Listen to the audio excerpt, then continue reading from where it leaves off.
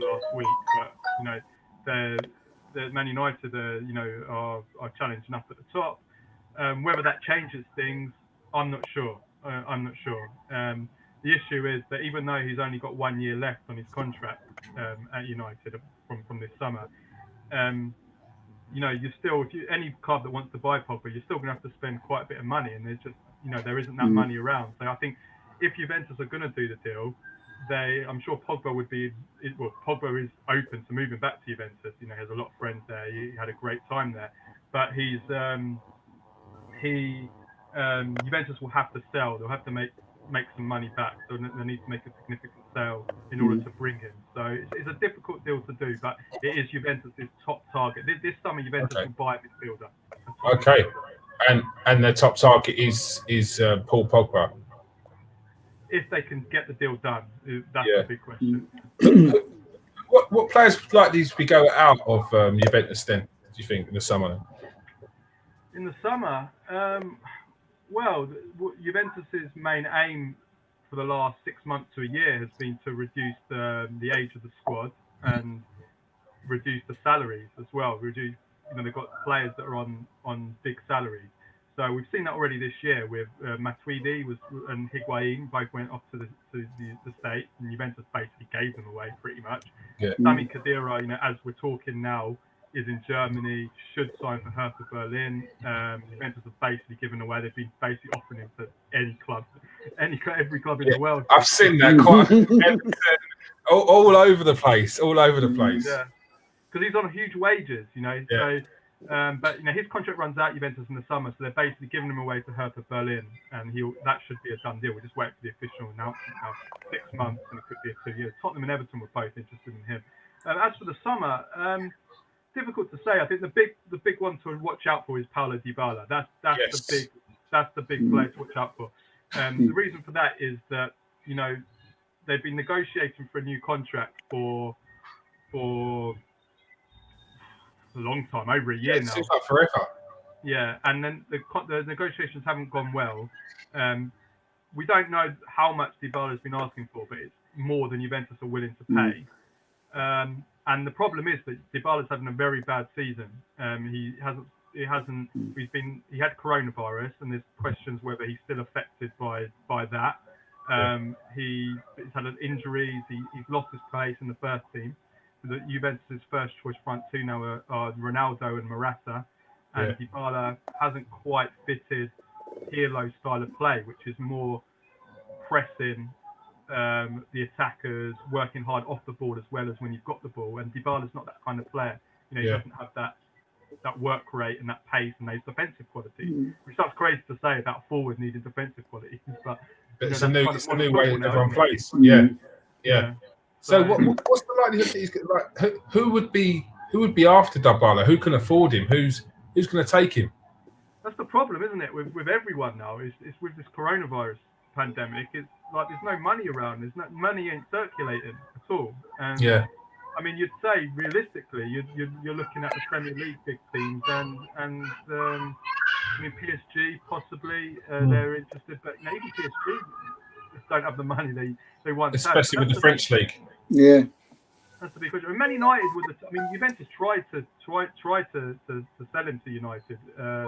They basically agreed a deal, not last summer, the summer before, 2019. But Dybala rejected.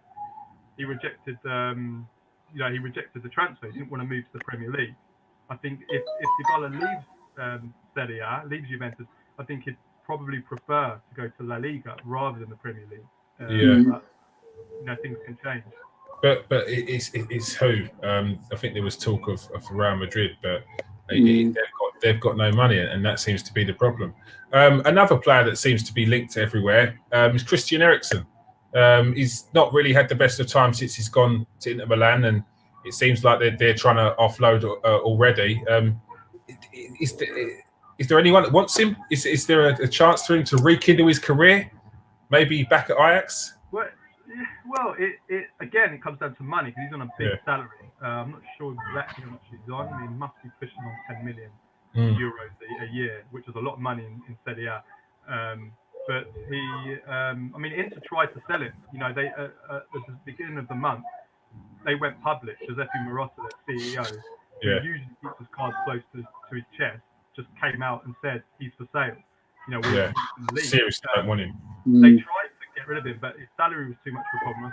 I understand Tottenham made an inquiry, but Inter are still annoyed that they had to pay like how much they paid last January, and basically weren't going to do them a favour for him.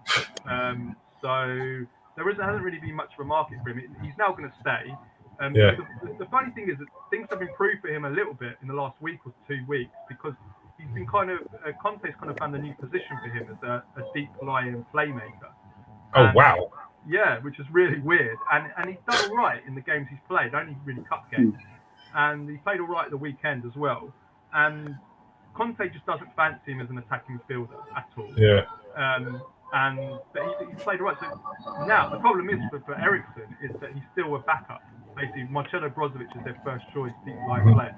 Eriksen's now the vice Brozovic, which for a player that's getting paid that much and such a reputation, it's not good for Eriksen. But it looks like he's going to stay, and then in the summer, I'm sure, he'll be back in the market. But he's on big wages, and coronavirus times, who wants to pay those kind of big wages? You've got to be careful. Yeah, and especially for a player who they don't know whether he's not past it because he's still not old, but whether he's not got his best form, whether he's gone past him. It's a bit of a dodgy one. Carlo, there's been a lot of rumours over here, especially with Man City now after a new striker, that Lautaro Martinez might be off to Man City in the summer.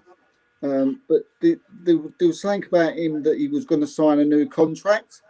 I mean, is that just playing games so they can get more money for him? And is there any rumours over here that he will go to Man United or Man City? Well, what I've heard is that he's close to signing a new contract. The problem is this, that Inter are in a real financial crisis. Their Chinese owners, Sunni, have a really big liquidity problem. They can't get money out of China to Italy because, one, the coronavirus pandemic has caused a lot of problems, but two, the Chinese government have made this new rule that it's not banning, but basically heavily restricting taking money out of the country to abroad. So obviously, Chinese Inter's owners being Chinese, are struggling to get money into Italy, and as a result, like Inter's players haven't been paid for months. Wow. It's a huge problem.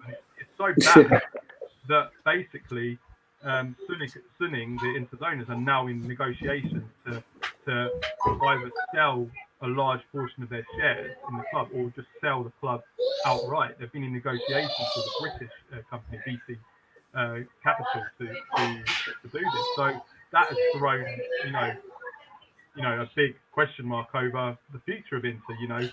Massive. What happens? So we don't really know enough right now. What happens? Will these players? Will they have to, sell some players, or what will the new owners do? We have to wait and see. More should be clear in the next month. Wow, that's massive news. I didn't know that Inter were in any sort of financial trouble, because all you hear about is that they've got rich Chinese owners. Well, they are rich. It's not that the owners are in financial trouble. It's this kind of problem. They can't get the money.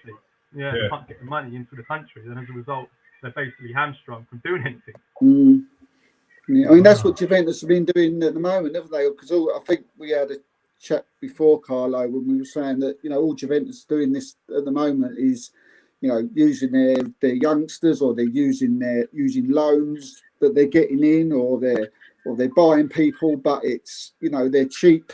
So money over there at the moment is tough. I just wonder when it comes to next summer, how they would get Pogba. It's very, it's very up in the air or down in the air. I think it's a matter of swaps. And go on. Are Juventus going to change their tact with regards to getting these freebie players and then putting them on big wages? Because that seems to be the problem that they're in, where they've even the likes of where they got in Aaron Ramsey on a free, gave him a big contract, and then the following season, or not even the following season, they're like, okay, actually, we don't really want him. Does anyone want him? And it's, again, big wages, can't get him off the books. Is that something they're looking to change? I think it's the same, not just for Juventus. I think it's the same for everyone around, not just Italy, all around Europe now. Even the big clubs, I think they have to be careful who they're giving these big, not just big salaries, but big like contracts. And lengths. I mean, look at Chelsea. I mean, look how many players Chelsea have got on big wage, like Kepa, for example. Yeah. There's no way they're getting rid of him. Who's going to buy a Kepa? It costs 70 million, and they're going to want some of that money back as well. And Alonso, Marcus Alonso's back in favour now because Tuchel seems to like him. But like under Lampard when he got frozen out, like they were offering him everywhere. I know they've been offering him to loads of clubs, and everybody's just taking one look at his salary and like no, is that what it is? It was his salary that was stopping everyone from taking it. Yeah. I think Lampard was playing him in the wrong position as well because Alonso's an attacking left back. And when he was playing under Conte, he was, one of the best left-sided players in the league. But when Lampard came and he sort of started playing him as just a straight left back, he's a wing back. He's a wing back. He's a wing back.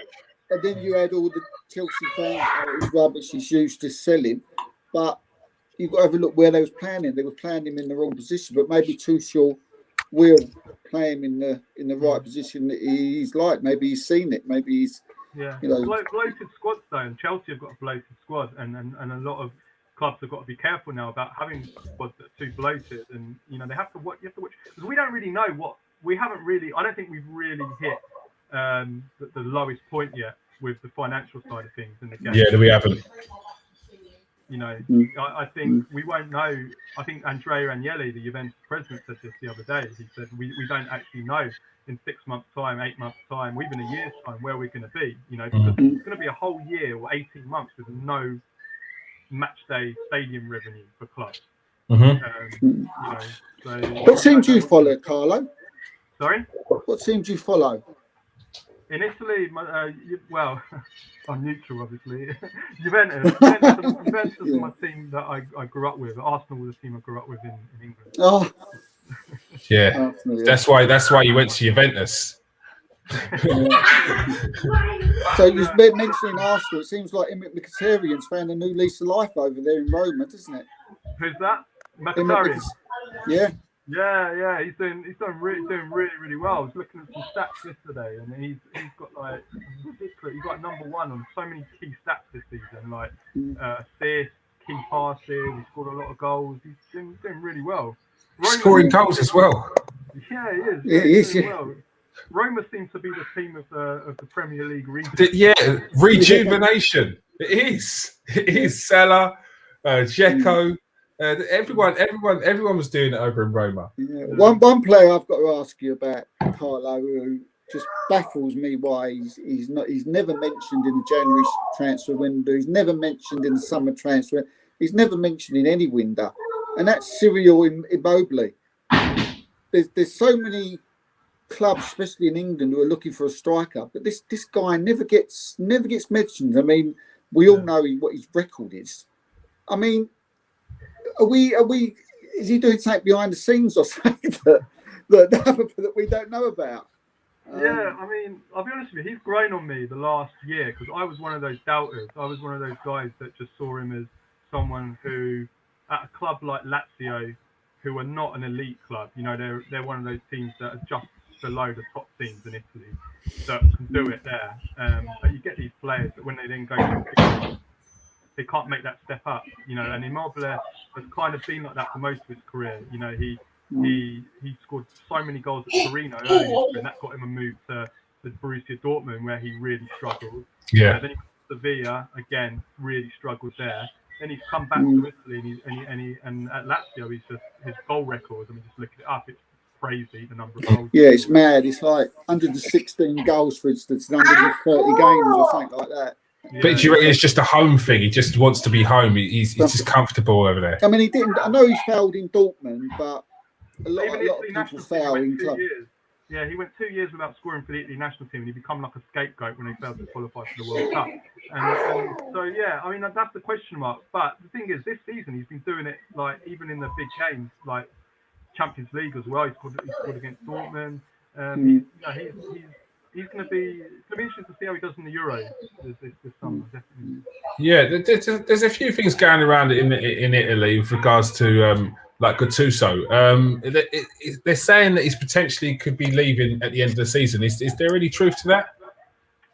Well, I think it depends on how he does. I think if he doesn't get in the top four, then absolutely, I think he's at risk because Napoli have a. So I said at the beginning of the season, Napoli should be a dark horse for the Italian title because they've got a good team. They've got a good squad. They've got a lot of attacking firepower. They've been a bit unlucky recently with injuries because they've had Mertens and Victor Osimhen, Nigerian. I was going to ask how he's got him.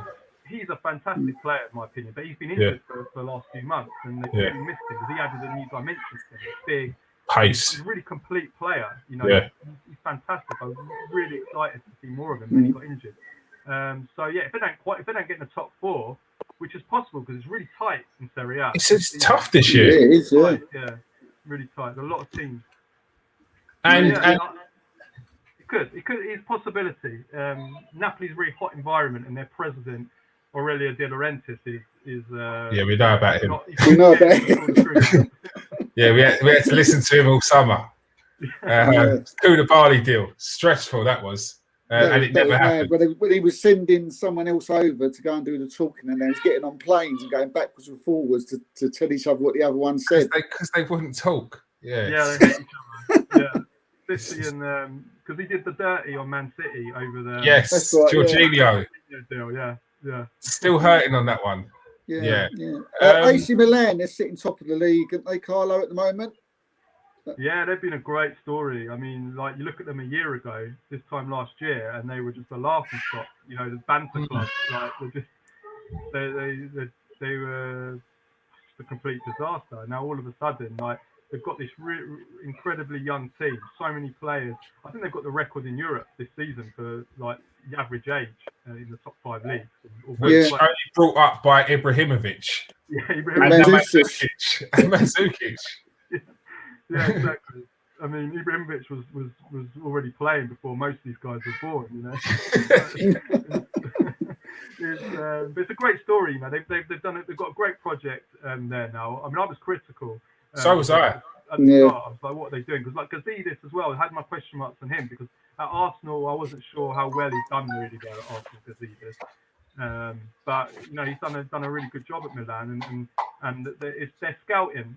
I think what Milan showed is that if you have a good scout, people that know how to scout and buy players, it makes such a difference. It really does because Milan have brought in all these young players, and they've done so well, and there's so many big talents at Milan. You know, they've got Donnarumma, who probably will be the best goalie in the world in a few years. You've got in midfield, you've got Benacer, another former Arsenal player, who's a really great central midfielder.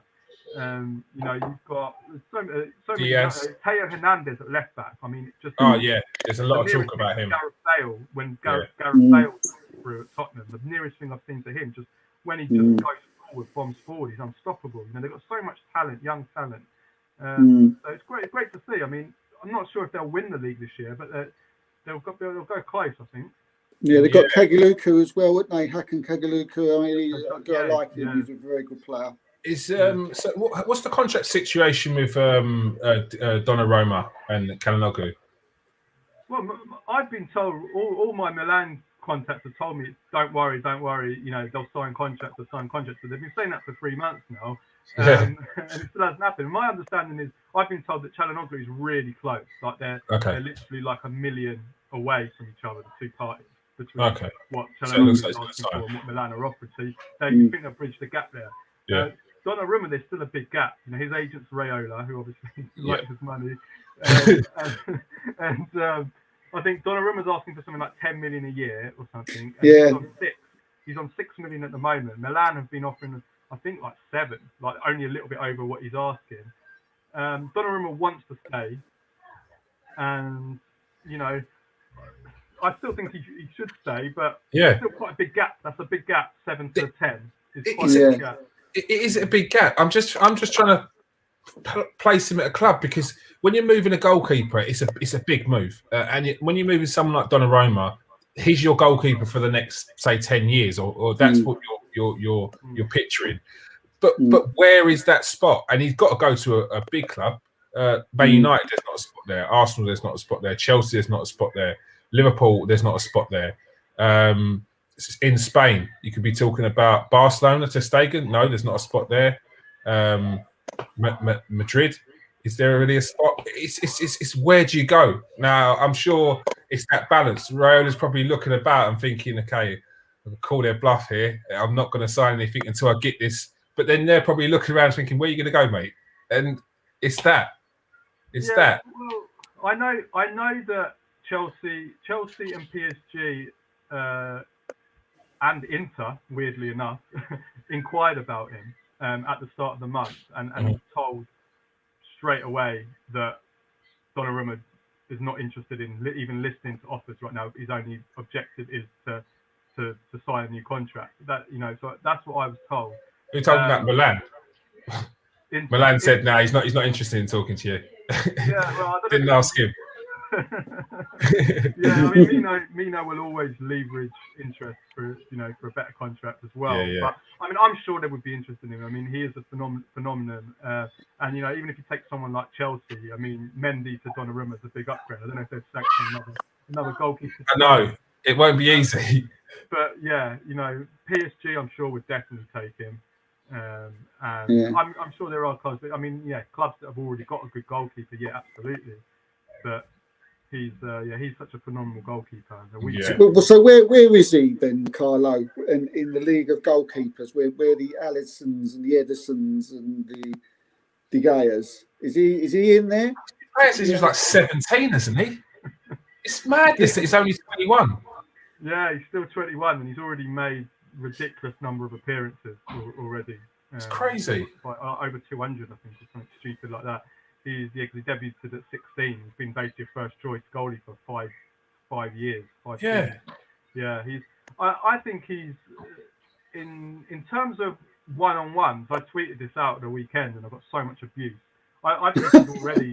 I think he's already the best. Okay, I'm going to say along with Manuel Neuer at saving one-on-ones. If you're one-on-one with a goalkeeper, obviously there's more to being a goalkeeper than just saving one-on-ones. I think an overall goalkeeper, I would have Jan Oblak and Alisson as my top two, based on the last few years, based on consistency over the last few seasons. I would have them two as the top two. But then you got Manuel Neuer, who obviously had his comeback year last year, who was maybe the best goalkeeper in all of Europe last season, and he was absolutely phenomenal. And he's still playing well this season. So it depends whether you're doing it over a few seasons or whether you're doing it on form. But after those two or those three, I would have him up there with anyone, alongside anyone right now.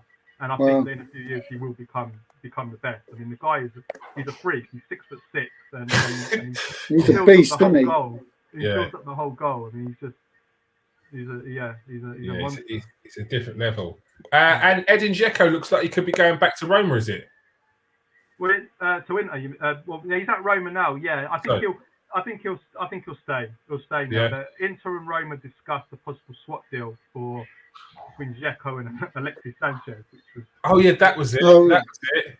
Yeah, and Roma fans weren't too happy about that. They were kicking up a fuss, basically saying we don't want him. And that deal didn't get off the ground really because of that. I thought Sanchez was picking up a little bit of form again. I thought there was a bit of talk that he was happier there, but didn't last long. Well, compared to how he played at Man United, he's like peak Maradona right now. But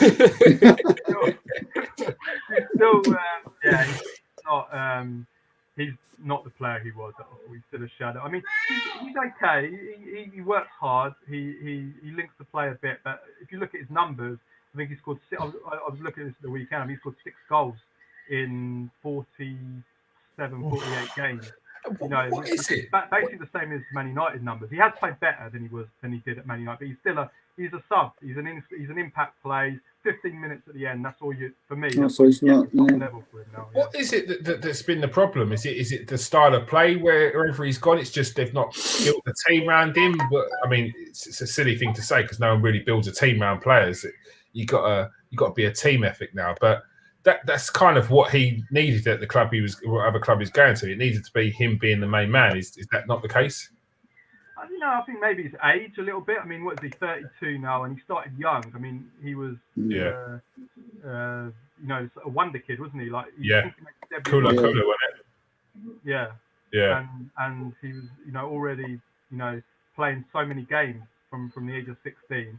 And sometimes when you start really young, you burn out a little bit quicker. Like a bit like Wayne Rooney as well. He was already phenomenal at 16 years old, and by the time he hit 30, he was way past his best. So maybe that. Also, I think he has overplayed in general. Like he played so many summers where he didn't get a rest. They had remember they went through that run of Copa Americas where it was like a Copa America every play. Yeah. And he played every single year. Then you had the World Cup as well. I think there was the Confederations as well. And so it was. I think that took its toll of his body as well. I think. Yeah, it's a shame because he was a top player at Arsenal, and then he decided to his head gone. His head went. So well, he wanted to come back to after 2 days, didn't he? He said, "Can you get me back? Can I come back after 2 days?" That's mental. I would have just been angry if I would have heard that at the time. It's like, no, you can't come back. I thought it was a joke at first, but it wasn't. Actually, it was true. It wasn't a joke. All right. Carlo, thank you very much for joining us today. Absolute pleasure. Carlo. Would love to have you on again. You are the Italian man with all the transfer news. The rumours are true. Yeah. And it was a pleasure, and I hope you make it through to what time's the window in England closing? Is it 11? It's 11. I don't know whether I've got the energy, mate. I'm on my feet right now. This chair is it's like I'm wearing a blooming wooden thong. It's disgusting. So I'm not in a good place right now. Leave it to Steve. Let him take it. Yeah, Steve. Yeah, Steve. You can take the reins from now on then. All right, Carlo, thank you very much for joining us. All the best. All the best. Carlo, We'll speak to you soon, mate. Right. Take care. All right, thank you very much, Carlo.